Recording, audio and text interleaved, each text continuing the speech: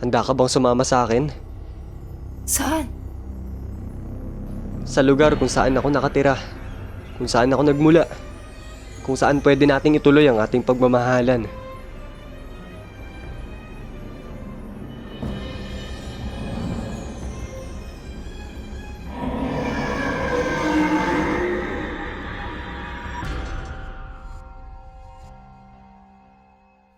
Magandang araw sa inyong lahat. Sa kwento natin sa episode na ito, ay ihahayag ko sa inyo ang kwento ng pag-iibigan ni Monica at ng misteryosong lalaki sa puno ng isang balete.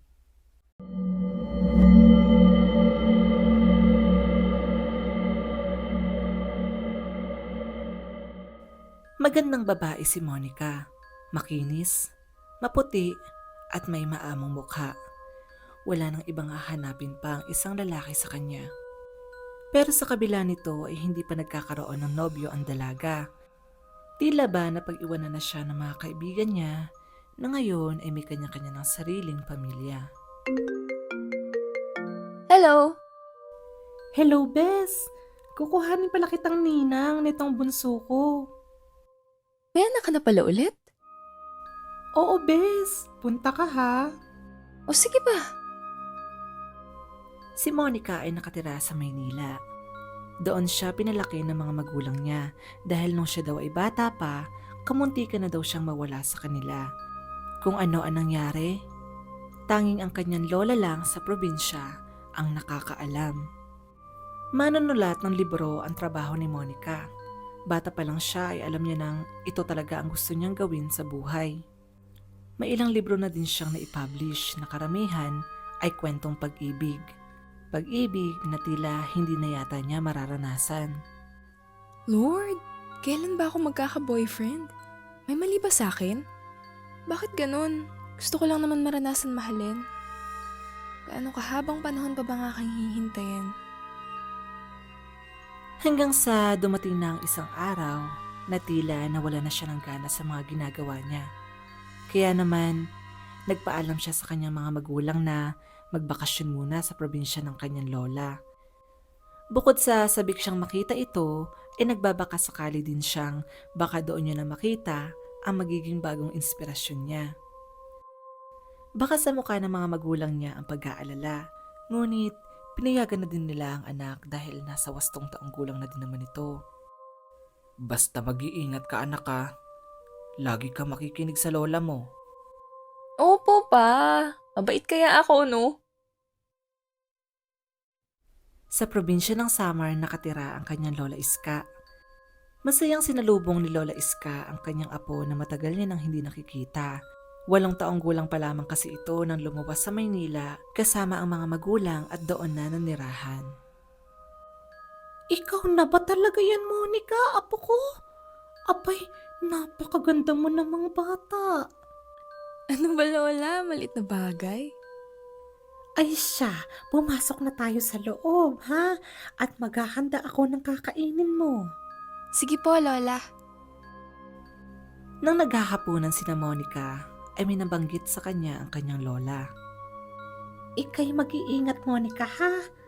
Sa ganda mong iyan, ay tiyak kong hindi lamang ang mga kalalakihan sa baryong ito ang magkakagusto sa'yo. Ano pong ibig niyong sabihin, Lola? Ay basta! Ang sinasabi ko lamang naman ay dapat mag-iingat ka palagi.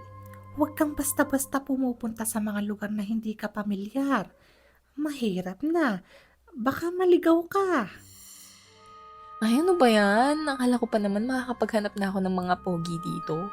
Grounded pala ako dito. Ano ka mo? Wala po, Lola. Sige po, tapusin na po natin tong pagkain natin. Ako na po ang maghuhugas ng plato. Naging maayos naman ang ilang araw na pananatili ni Monica sa bahay ng lola niya. Naging masaya din ang banding nilang maglola. Hindi lang talaga maitatangging may pagka-istrikta ito. Hanggang isang hapon. Ay, ano ba yan? Ilang araw na ako dito pero wala man lang dumadaang signal, ha? Paano kaya update sila mama na okay lang ako dito? Ay, nako. Subukan ko kaya doon sa may puno na yun. Feeling ko talaga meron doon eh.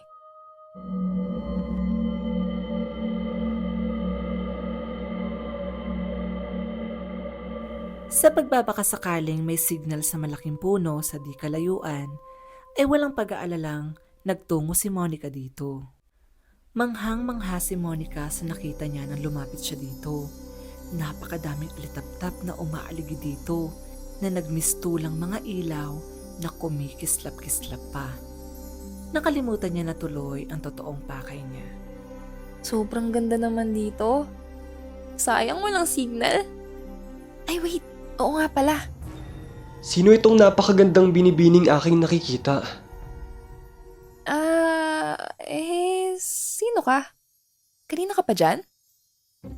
Anong ginagawa mo sa lugar na ito? Naghahanap kasi ako ng signal pero mukhang future boyfriend ko pala yung nahanap ko. Char! Ano ulit yon, binibini? Boyfriend? Teka, saan ka nga ba nanggaling? Bakit bigla-bigla kang sumulpot? Juanito. Juanito ang pangalan ko. Ako nga pala si Carmela. Monica pala. Napakagandang pangalan. Bagay na bagay sa maamo mong muka. Sandali nga.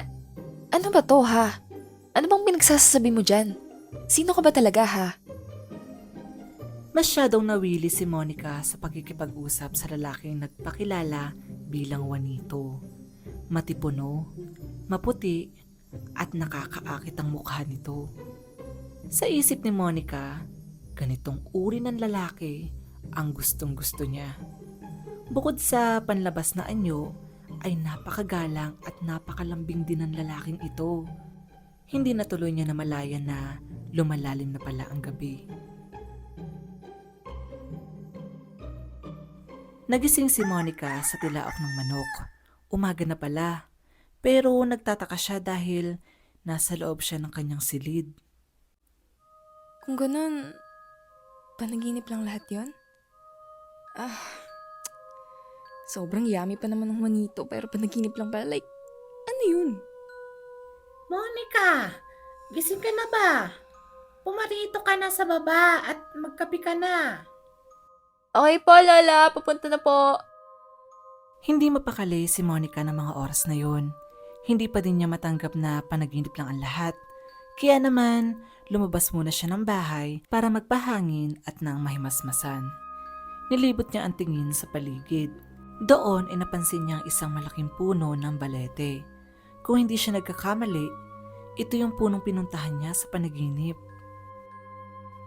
Saan ka pupunta? Doon po, Lola, sa may malaking puno ng balete. Huwag mo nang subukang pumunta roon. Ano po? Bakit po? May mga bagay sa mundong ito na hindi kailangang ipaliwanag pa. Basta sundin mo na lamang ako kung ayaw mo magsubong ako sa iyong ama. Wala nang naging imik si Monica. Naguguluhan siya sa kanyang lola. Bakit kasi tila pinagbabawalan siya nitong lumapit sa malaking puno, gayong mukha namang hindi ito delikado. Kahit nababagot, ay mas pinili na lamang ni Monica na magtigil sa loob ng kanyang silid. Baka kasi mapagsabihan na naman siya ng kanyang lola kapag lumabas pa siya ng bahay. Kaya naman, sinubukan niya na lamang na magsulat muli ng panibagong kwento. Baka sakaling bumalik na yung gana niya sa pagsusulat. Monica! Monica! Nasa gitna si Monica ng pagsusulat nang may marinig siyang tumatawag sa kanya mula sa labas. Pamilyar sa kanya ang boses na ito. Agad siyang sumilip sa bintana para tingnan kung sino ito. Buti naman at nasilayan ko na muli ang ganda mo, binibini. Sandali. Sino ka? Hindi mo ba ako naaalala, aking binibini? Juanito? Ako nga. Halika, may papakita ako sa'yo. Para sa'yo, aking binibini. Ang ganda. Sobrang ganda naman yan. Hindi mapapantayan ng bulaklak na ito ang angking ganda mo. Ano ba? Marupok pa naman ako. Nakakainis ka naman eh. Akin na nga yan. Simula nga noon ay palagi nang nagkikita ng patago sina Monica at Juanito. Hanggang sa tuluyan na ngang nahulog ang loob ng babae sa misteryosong lalaki. Ngunit isang araw, Ito na ang huling gabi mo, Apo, sa lugar na ito. Uuwi ka na bukas ng umaga, pagsikat ng bukang liwayway. Lola, bakit po parang biglaan naman masyado? Ayoko po. Yan na ang naging desisyon ko, kaya wala ka nang magagawa pa. Isa pa, para sa ikabubuti mo rin naman ito. Hindi pwede, Lola. Ayoko po. Parang awan niyo na. Bakit ka ba nagkakaganyan, ha? Hindi niyo po ako naiintindihan. Hindi ko po kayang iwan si Juanito. Juanito? Opo, Lola. Siya yung lalaking iniibig ko. Diyos ko, kasalanan ko ang lahat ng ito. Kung noong una pa lamang ay kumilos na ako, ay sana hindi nangyari ito. Pero hayaan mo, hindi pa huli ang lahat. Dahil oras na makatawid ka ng dagat, ay hindi ka niya na masusundan. Kaya nga mag-impake ka na ngayon din. Ano bang pinagsasasabi niyo, Lola? Basta, Monica, kailangan mo nang umalis hanggat may oras pa. Hindi na nakapagpigil pa si Monica. Tumakbo na siya palabas ng bahay. Agad siya nagtungo sa puno kung saan silang una nagkita ni Juanito. Juanito! Juanito! Nasaan ka? Bakit ka tumatangis, mahal ko? Ayokong umalis. Hindi kita kayang iwan. Hindi ko nauunawaan, mahal. Pinapauwi na ako sa Maynila ni Lola. Kung ganun ay nalaman niya na pala. Pero tatanungin kita, handa ka bang sumama sa akin? Saan? Sa lugar kung saan ako nakatira, kung saan ako nagmula, kung saan pwede nating ituloy ang ating pagmamahalan. Naguguluhan man sa isip ni Monica, ay mas gugustuhin niyang sumama sa lalaking pinakamamahal niya kaysa bumalik sa Maynila kung saan hindi siya masaya. Nang mga sandaling iyon ay unti-unting nagliwanag ang puno. Wala nang nagawa pa si Monica nang sabihin ni Juanito na ipikit niya ang kanyang mga mata. Hinawakan nito ang kamay niya at tuluyan na silang pumasok sa loob ng puno.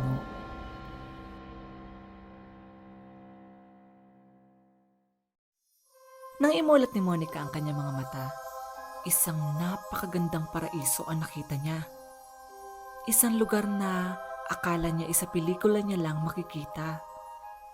Ito na marahil ang mundong sinasabi ni Juanito. Habang naglalakad ay hindi mapigilan ni Monica na pagmasdan ang paligid. Tila kasi kumikinang ang mga punong nakikita niya na animoy gawa sa diamante ang mga ito. May mga nilalang din na lumilipad kung saan saan. Parang konti lang yung tao dito sa inyo, no? Ay, nare, bakit bigla ka naging nonchalant?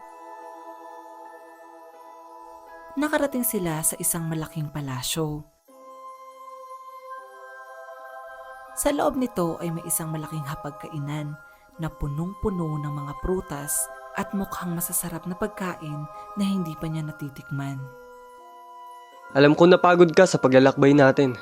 Kumain ka na muna. Tumingin si Monica sa pagkain sa harapan niya. Sa lahat kasi ng pagkain na naroon ay isang plato ng itim na kanin ang nakahain sa kanya. Wala bang ulam? Tsaka, iba pala kulay ng kanin sa inyo, no? Paumanhin kung yan lamang ang inalok ko sa'yo. Espesyal kasi sa amin ang pagkain na yan, kaya yan ang gusto kong una mong subukan. Hindi na nakipagtalo pa si Monica ng mga sandaling iyon. Kanya na sanang isusubo ang pagkain nang bigla siyang may marinig na boses. Tinatawag nito ang kanyang pangalan. Monica! Apo ko! Monica! Monica! Hindi siya pwede magkamali. Ang Lola Iska niya ang tumatawag sa kanya. Lola? Pero paano? Baka pagod ka lang. Halika, samahan na muna kita sa aking silid para makapagpahinga ka na. Sumunod na lamang si Monica sa sinabi ni Juanito. Imposible rin naman na lola niya ngayon dahil tiyak niya namang hindi sila nasundan nito. At sa loob nga ng silid ay nangyari ang hindi dapat mangyari. Naganap ang hindi dapat maganap. Isinuko ni Monica ang kanyang sarili sa lalaking pinakamamahal niya. Hanggang sa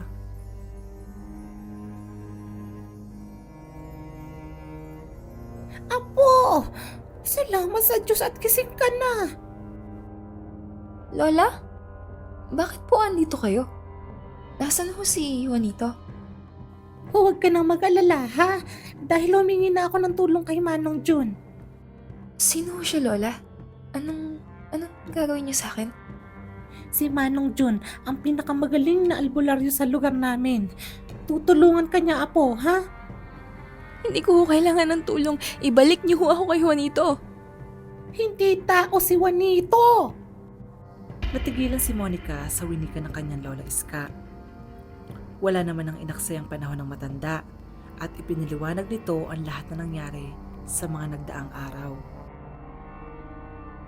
Nagsimula daw ang lahat na makita ni Lola Iska na may kinakausap si Monica sa malaking puno.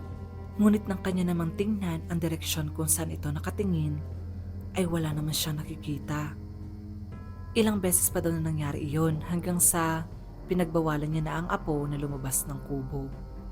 Ngunit tila desperado ang nilalang na iyon dahil gabi-gabi ay kusang umaalis si Monica ng silid at naglalakad ng tulog patungo sa malaking puno ng balete at nakahandusay na ito sa tuwing natatagpuan.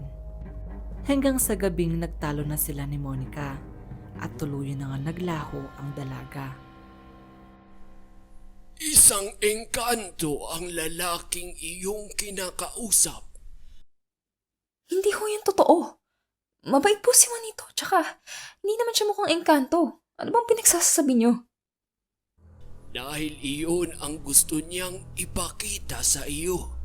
May kakayahan silang magpalit ng anyo na naaayon sa kung paano mo silang gustong makita. Ngayon, kung hahayaan mo ako, tutulungan kita kung paano lalabanan ito. Hindi na ho kailangan kasi hindi ko magagawa yan. Ang isa pa, may nangyari na ho sa amin kaya hindi ko matatanggap kung isisilang ko ang anak namin ng walang ama. Hindi maipinta ang reaksyon ng dalawang matanda sa nalaman. Ay, Diyos ko. Ano na ang gagawin natin ngayon? May isa pang paraan para mailigtas natin ang apo mo. Ano ho iyon? Kailangang ilaglag ang bata sa sinapupunan niya. Lola!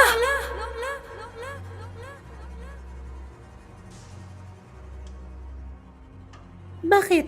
Ano nangyari? Yung tiyan ko po.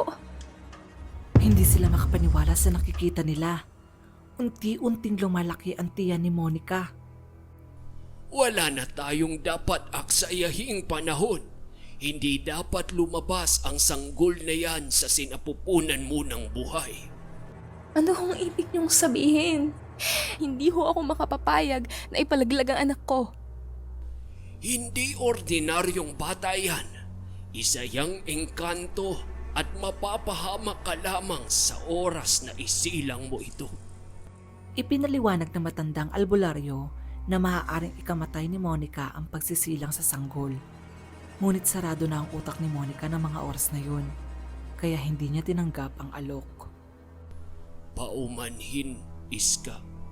Pero hindi ko matutulungan ang iyong apo kung siya mismo ay ayaw tanggapin ito. Dahil dito, ay umalis na lamang muna ang matandang albularyo. Ngunit nag-iwan ito ng pangontra na magagamit ni Monica pansamantala. Monica, kailangan mong sundin ang sinabi ni Manong Jun. Kung kaya ho ng konsensya niyo na pumatay ng walang muwang na sanggol, pues ako, Lola, hindi. Hindi tao yan, Monica. Engkanto nga ang batang yan na hindi dapat mabuhay. Bakit ho ba galit na galit kayo sa mga engkanto? Ano po bang atraso nila sa inyo? Dahil kinuha nila ang buhay ng lolo mo. Ano pong sinasabi niyo? Muling nagsalaysay si Lola Iska. Nang ipinanganak daw si Monica ay kapansin-pansin daw na kakaiba ito kumpara sa mga ibang bata. Palagi daw itong nagsasalita mag-isa at nakikipaglaro sa mga nilalang na hindi nila nakikita. Hanggang sa nagpatawa sila kay Manong June. At doon nga ay nalaman nilang mag-asawang engkanto ang natutuwa sa bata at gustong dalhin sa kanilang mundo upang gawing anak. Humingi sila ng tulong sa albularyo, ngunit limitado pa lamang ang kaalaman nito noon, kaya hindi natalo ang mag-asawang engkanto. Sa huli ay nagsakripisyo na lamang ang lolo ni Monica. Ibinigay nito ang sarili kapalit ng buhay ng kanyang pinakamamahal na apo. Umalis ng probinsya ang pamilya ni Monica, ngunit nagpaiwan ng kanilang lola. Hindi daw kasi nito kayang iwan na nag-iisang lugar na nagpapaalala sa kanya ng kanyang namatay na asawa. Doon sa Maynila ay nanirahan si Monica hanggang sa siya ay magdalaga. Nagsakripisyo ang lolo mo para sa buhay na tinatamasa mo ngayon. Kaya hindi ako makakapayag na pati ikaw ay tuluyan na din nilang makuha. Hindi na napigilan ng matanda ang sarili at umiyak. Hindi naman alam ni Monica ang gagawin at iisipin dahil kahit siya ay naguguluhan pa rin. Nang makaalis ang kanyang lola Iska sa kanyang silid, agad ding hinubad ni Monica ang pangontrang binigay nito hanggang sa siya'y muling makatulog. Nagising siya sa nakakasilaw na liwanag na nagmula sa harapan niya. At nang maglaho ito, nakita niya si Juanito. Agad niya itong niyakap at kinausap. Totoo ba yung sinasabi ni Lola? Na isa kang... Tama, isa nga akong engkanto. Bakit? Paano mo nagawa sa akin to? Pininiwala mo ko! Sa mundo namin, iilan na lamang ang bilang ng mga diwata na tulad ko. Kung hindi pa ako kikilos ay tuluyan na mawawala sa mundong ito ang lahi namin. Kaya ginamit mo ko? Ganun ba yun, ha? Manluloko ka, niloko mo ko! Patawarin mo ako. Ngunit ito lang naiisip kong paraan. Eh di totoo nga. Hindi mo naman talaga ako minahal. Noong una, aaminin ko na ginamit lamang kita sa plano ko, ngunit nahulog na din ang loob ko sa'yo. Kaya ngayon ay nagsisisi na ako. Ngunit ikamamatay ko kapag sinilang ko ang batang ito. Kaya hindi ako papayag. Makasarili ka! Hindi mo pwedeng gawin yan! Hindi mo pwedeng patayin ang anak ko! Lumabas ang totoong anyo ni Juanito. Doon ay napagtanto ni Monica na tama nga ang albularyo sa mga sinabi nito sa kanya. Isang nakakakilabot na engkanto ang nasa harapan niya ngayon. Agad na tumakbo si Monica. Kailangan niya makaalis sa lugar na iyon hanggat hindi pa huli ang lahat. Ngunit ang tanong niya sa sarili, saan niya hahanapin ang lugar palabas ng mundong ito? Habang binabaybay ang daan, isang matandang lalaki ang nakasalubong niya. Itinuro nito ang isang direksyon. May kung anong nagsasabi kay Monica na mabait ang matandang iyon, kaya sinundan niya ang direksyong itinuro nito. Maya-maya nga ay nakita niya na ang lagusang dinaanan nila ni Juanito noong una silang pumunta sa mundong ito. Wala na siyang inaksaya pang panahon. Agad siyang pumasok dito.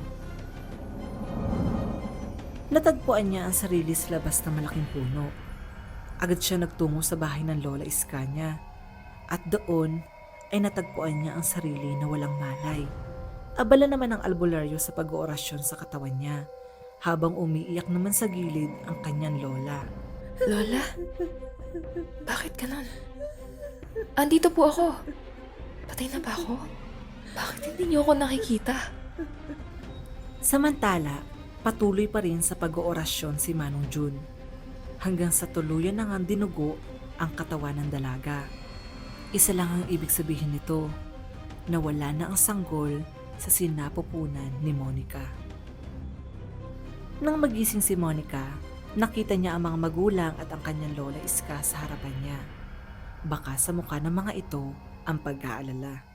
Nagpaalam na ang kanyang mga magulang sa kanyang Lola Iska na sila ay uuwi na at babalik na muli sa Maynila. Naiyak pa si Monica na magpapaalam na ito sa kanyang lola. Mag-iingat ka, apo, ha? Huwag matigas ang ulo mo sa mga magulang mo. Sumama na lang kasi kayo sa amin, Lola. Hindi na. Masaya na ako dito. Tsaka ayokong iwan ng natitirang alaala sa akin ng lolo mo. Kung nandito lamang siya, siguradong tuwang-tuwa yun sa'yo ngayon. Ano po bang itsura ni Lolo? Aba, syempre. Gwapo ang lolo mo. Maputi yung tulad mo. Tsaka singkit ang mga mata. Kamukha niya si Jungkook nung kabataan pa niya. Singkit? Teka, Lola, nung tumatakas ako sa loob ng balete, may isang lalaking matanda akong nakasalubong. Siya yung tumulong sa akin para makalabas. May kwintas ba na hugis buwan ang lalaking tinutukoy mo? Opo, Lola, meron po. Kung ganon, siya nga ang lolo mo. Kahit sa kabilang mundo, wala siyang ibang inisip kundi ang iligtas ka. Nang papaalis na si Monica kasama ng mga magulang niya, isang puting paru-paro ang nakita niyang umaaligid sa malaking puno ng balete. Tila nagpapaalam ito sa kanya gamit ang mga pakpak nito. Ngumiti na lamang si Monica at tuluyan ng umalis. Paalam na muna sa ngayon, Monica. Pero pangako, hindi pa ito ang huli nating pagkikita. Wala nang masasakit pa sa bawal na pag-ibig na nabuo sa magkabilang mundo na hindi kailanman magiging tama sa paningin ng mga tao. Ngunit, talaga bang masama ito? O sadyang mapanghusga lamang tayo?